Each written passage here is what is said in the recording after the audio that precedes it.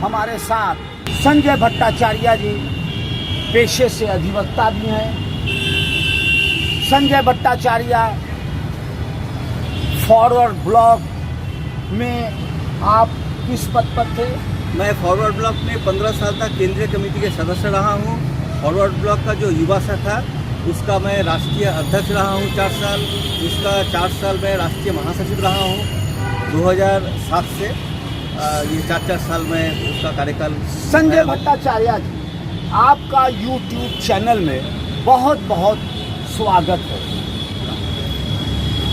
संजय भट्टाचार्य एक ऐसी शख्सियत है जो पूरे देश में फॉरवर्ड ब्लॉक यूथ लीग के जो भी सदस्य हैं, पदाधिकारी हैं, उन सब में आप एक जानी मानी शख्सियत हैं। आपने अपने जीवन का उद्देश्य नेताजी सुभाष चंद्र बोस के विचारों को प्रचारित एवं प्रसारित करने में लगा दिया है। आप लेख के जरिए सोशल मीडिया के जरिए फेसबुक पर, अन्य जगहों पर एग्जीबिशन के जरिए नेताजी सुभाष चंद्र बोस के विचारों, उनकी दृष्टि, राजनीतिक, आर्थिक, सामाजिक उनकी सोच जो भारत के प्रति थी, उसको प्रचार और प्रसार करने में आप लगातार प्रयासरत हैं। और यही चीज़ है जो हमको आकर्षित करती है। हमारे YouTube व्यूअर्स भी एक ऐसी शख्सियत से मिलकर यकीनन प्रभावित होंगे। जनाब संजय भट्टाचार्य, ये जो सिगरा थाने वाराणसी के सामने ये पार्क है और ये आदमकद मूर्ति नेताजी सुभाष चंद्र बोस की कांस्य प्रतिमा का अनावरण, ये माननीय सोमनाथ चटर्जी, लोकसभा अध्यक्ष भारत सरकार एवं विशिष्ट अतिथि माननीय सुखदेव राजभर, विधानसभा अध्यक्ष उत्तर प्रदेश सरकार, उस समय उनके द्वारा किया गया। क्या नेताजी सुभाष चंद्र बोस का बनारस से, वाराणसी से कोई उस आंदोलन के समय क्या कोई जुड़ाव रहा, या कोई ऐसे इंसिडेंट्स हैं कि नेताजी बनारस आए हों या यहाँ पे लोगों से मिले हों? जी, नेताजी सुभाष चंद्र बोस वाराणसी में लगभग 3 बार आए थे। एक बार क्लास 11th में, जब वो घर छोड़कर उनके कुछ साथियों के साथ वो साधु बनने के लिए वो तमाम जगह पर गए। जैसे बनारस में आए थे, ऋषिकेश में गए थे, मथुरा में गए थे, इस तरह का कि साधु संघ कैसा होता है। तो उस पड़ाव में भी वो बनारस में आए थे। और विशेषकर नेताजी का मौसी जी का शादी वाराणसी के मित्र परिवार में, चौखम्बा का जो मित्र परिवार है, वहाँ उनका मौसी जी का शादी हुआ था। बनारस का रिनाउंड बंगाली परिवार है। ये बड़ी अच्छी जानकारी आपने नेताजी के बारे में दिया। नेताजी सुभाष चंद्र बोस के हृदय में भारत के प्रति अगाध प्रेम था। वो एक ऐसा समाज चाहते थे जहां भारत का हर नागरिक वो सम्मान के साथ जीवन जिए, उसको आर्थिक रूप से सशक्त हो। एक ऐसे भारत का सपना उनके हृदय में था। नेताजी ने जीवन भर उन सपनों के लिए संघर्ष किया। भट्टाचार्य जी, आप नेताजी के संघर्ष को किस तरह देखते हैं? देखिए, नेताजी सुभाष चंद्र बोस छात्रों के बीच में एक उनका काबुल में दिए थे भाषण, जिसको काबुल थीसिस कहा जाता था। तो वो काबुल थीसिस जो है, उसमें उन्होंने, उसको अगर हम जिस्ट में कहें, वो एक 4 शब्द इस्तेमाल किए हैं, जिसको हम नेताजी का सिद्धांत कह सकते हैं। उनका आइडियोलॉजी का सिद्धांत क्या था? वो फ्रेंच रिवॉल्यूशन से ये 3 शब्द को लिए थे, लिबर्टी, इक्वालिटी और फ्रेटर्निटी। उसके साथ नेताजी ने जोड़ा था लव। ये जो 4 शब्द हैं, यही नेताजी का सिद्धांत का मूल जो जिस्ट है ये।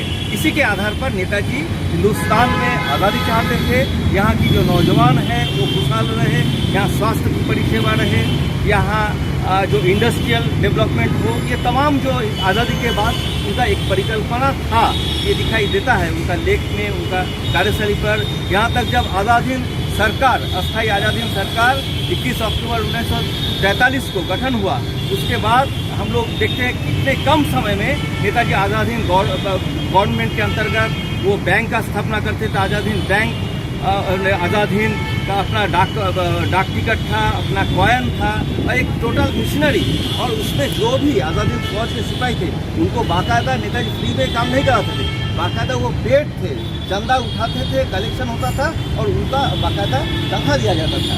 यहाँ तक फॉरवर्ड ब्लॉक जब नेताजी बनाए तो एक पत्रिका था फॉरवर्ड ब्लॉक नाम से, उसके पहले निकालते थे। वहाँ का संपादक से लेकर वो जितने कर्मचारी थे उसको भी नेताजी बाकायदा उनका जो परिसेवा है, जितना खर्च है वो वहन किया करते थे। संपादक नेताजी स्वयं थे उसमें।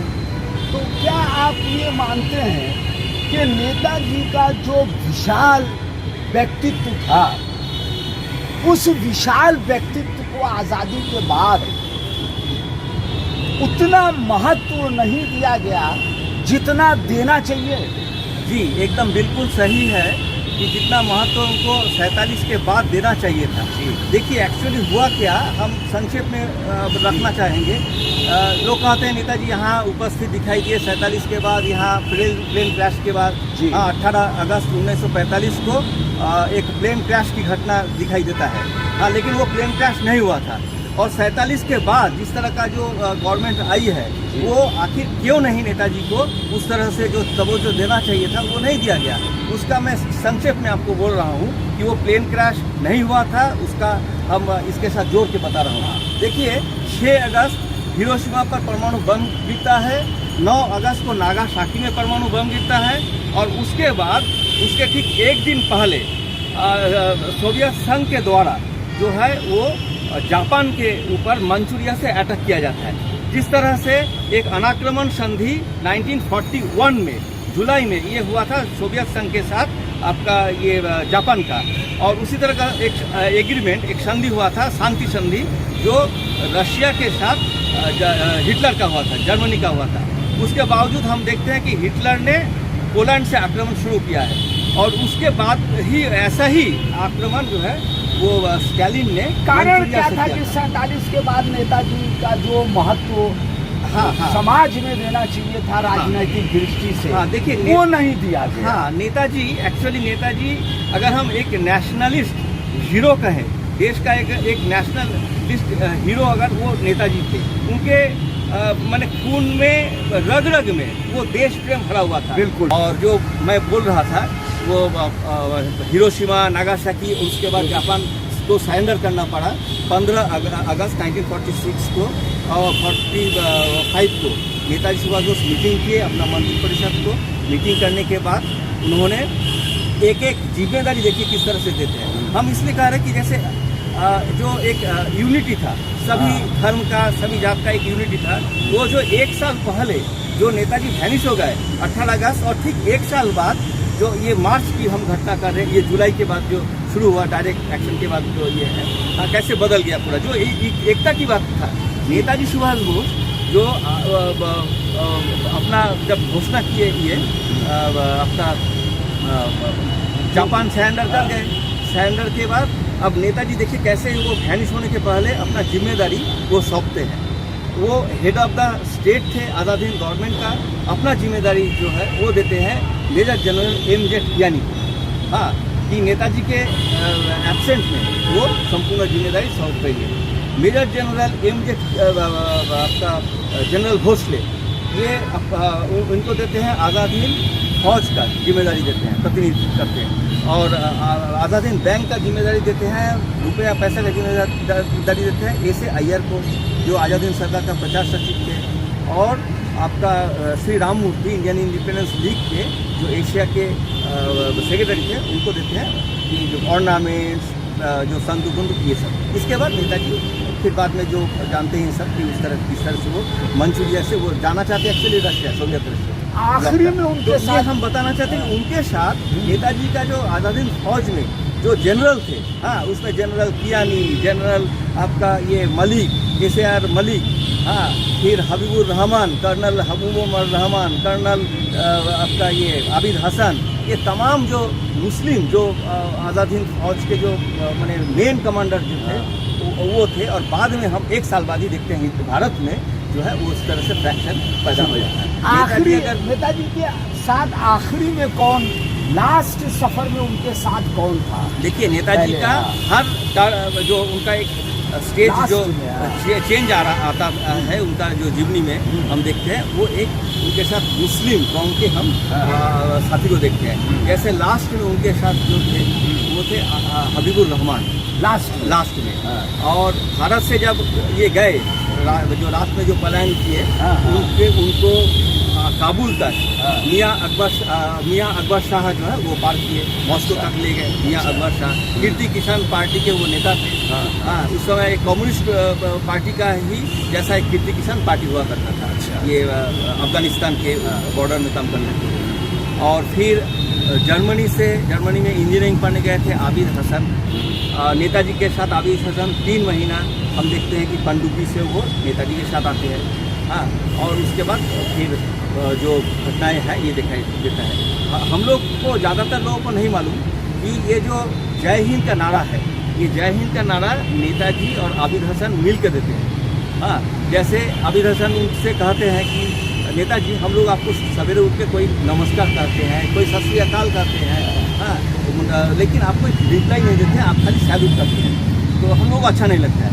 तो नेताजी बोले आबिद मैं कॉमन शब्द ढूंढ रहा हूँ जो राष्ट्र को रिप्रेजेंट करे। तो बोले तब नेताजी जय भारत, बोले उसमें अभी जोश नहीं है, तो जय हिंदुस्तान जोश नहीं, करते करते जय हिंद। हाँ, अभी कल से हम लोग एक दूसरे को जय हिंद का नारा से संबोधन, जय हिंद जय हिंद। अच्छा, हर मोड़ पर जैसे ये जो नेताजी जो राष्ट्रगीत का जो घोषणा की कि ये राष्ट्रगीत होगा आज़ाद हिंद गवर्नमेंट का, सुबह सुबह चैन की बरखा बरसे भारत भागेगा, इसका कंपोजर जो थे ये जनाब सैयद मुमताज हुसैन थे। तो ये एक नृत्य जनाब सैयद मुमताज हुसैन, ये जो एक हिंदू मुस्लिम एकता की जो बात हम लोग हर जगह देखते हैं नेताजी के जो लाइफ स्टाइल में, जीवनी में। नेताजी का यहाँ तक जो मकान है, जो पैतृक जो जन्म स्थान है उड़ीसा के कटक में, हाँ, वो भी उसके सटा हुआ ही मुस्लिम आबादी दिखाई देती है। आप ये चाहते हैं कि वाराणसी में नेताजी सुभाष चंद्र बोस के और भी आतंकगत मूर्तियाँ लगे चौराहों पर और भी पार्कों में, एक ऑडिटोरियम उनके नाम से हो? बिल्कुल, नेताजी के नाम से बनारस में एक ऑडिटोरियम तो होना चाहिए। मूर्ति तो एक लगी है, नेताजी स्वयं बहुत माने ये मूर्ति और ये सब की वो नहीं था, लेकिन कॉन्स्टिट्यूशन क्लब की तरह जैसे दिल्ली में एक ऑडिटोरियम हो जहाँ विचार विमर्श हो, जहाँ मीटिंग्स हो, इस तरह का कोई अवश्य बनारस में होना चाहिए। नेताजी अवश्य होना चाहिए। कांग्रेस के अध्यक्ष बनने के बाद 1938 के बाद नेताजी बनारस में आए थे। यहाँ गांव-गांव में, यहाँ तक रोहनिया में भी हम लोग मीटिंग करने गए थे, वहाँ भी लोग बोले कि यहाँ नेताजी आए। अच्छा, तो ये एक यहाँ कई जगह पर नेताजी आते रहे, भाषण देते रहे, इसलिए यहाँ पे ये एक होना चाहिए ऑडिटोरियम होना चाहिए। और विश्वविद्यालय में उस समय हम लोगों के जो वरिष्ठ सेंट्रल वर्ग के हम लोग के जो सागर सिंह जी, सागर सिंह रिनाउंड एडवोकेट रहे हैं, वो सागर सिंह जी ने हमको कहा, हम एक प्रोग्राम में उनको बुलाए थे, बोले वो लोग उस समय ग्रेजुएशन कर रहे थे और येचू के अंदर नेताजी का 1938 में भाषण होना था और नेताजी शाम 7 बजे आना था, नेताजी रात 11 बजे। तो कहाँ क्यों आए? क्योंकि स्टेशन से वो पैदल जो वो कार्ट होता था उस समय, वो ये जो बाबू शिव आपका आज प्रेस के जो है शिव प्रसाद गुप्ता जी, वो उनके गाड़ी से नेताजी आ रहे थे गाड़ी पर और बाकी जनता जो है पैदल, और हर मोड़ पर उनका स्वागत हुआ। और आज शाम 7 बजे के जगह रात 11 बजे नेताजी, ये इतना पॉपुलर। नेताजी सुभाष चंद्र बोस के नाम से वाराणसी में एक विश्वविद्यालय भी बनना चाहिए। अवश्य बनना चाहिए, अवश्य बनना चाहिए। हम चाहते हैं कि नेताजी का जो इतना कुछ लिखे हैं, हाँ, तो वो रिसर्च सेंटर रिसर्च सेंटर एक एकेडमी, रिसर्च सेंटर, एक एकेडमी एकेडमी होना चाहिए, होना नेताजी चाहिए। सुभाष एकेडमी होना चाहिए। हाँ। और जैसे तरुणों के का क्या सपना है, जी। इस पर उन्होंने एक किताब लिखी रिसर्च है। किया है। हाँ, उन्होंने वो स्वयं सब लिखा है, वो इंडियन स्ट्रगल किताब लिखा है। वो तो भारत इस तरह का एक एकेडमिक एक सेंटर एकेडमिक वाराणसी अवश्य में, बनना- काशी में बनना बनना चाहिए चाहिए, अवश्य ताकि बनना उनके चाहिए। विचार जन जन तक पहुँचे, युवाओं तक पहुँचे। अब जो मूर्ति जो हम लोग जहाँ है, ये मूर्ति माननीय मुलायम सिंह जी पहली बार जब मुख्यमंत्री बने थे, उस समय ये मूर्ति उन्होंने बना के, हाँ, लखनऊ में ये रखा था। ये ब्रोंज का मूर्ति है। अच्छा। हाँ, लेकिन उद्घाटन जो इसका मैंने इनिशिएटिव लिए थे सुधांशु पांडे, तो वो चाहते थे नेशनल लेवल के कोई आए, तो इस तरह से करते करते करीब 18 साल बीत गया। उसके बाद ये माननीय सोमनाथ चटर्जी जी आए, लोकसभा अध्यक्ष थे उस समय। हाँ। उस समय ये आए उद्घाटन 18 साल बाद ये मूर्ति बहुत उद्घाटन हुआ। और तो इस तरह का जो है नेताजी आज़ादी के बाद तो सचमुच उनको उपेक्षित दृष्टिकोण से देखा गया है, रखा गया है, लेकिन आज जो है वो जनता के सामने आना चाहिए वो बात। बहुत बहुत धन्यवाद संजय भट्टाचार्य जी, आपने इतना कीमती वक्त हम लोगों के साथ दिया। बहुत बहुत धन्यवाद, बहुत बहुत धन्यवाद।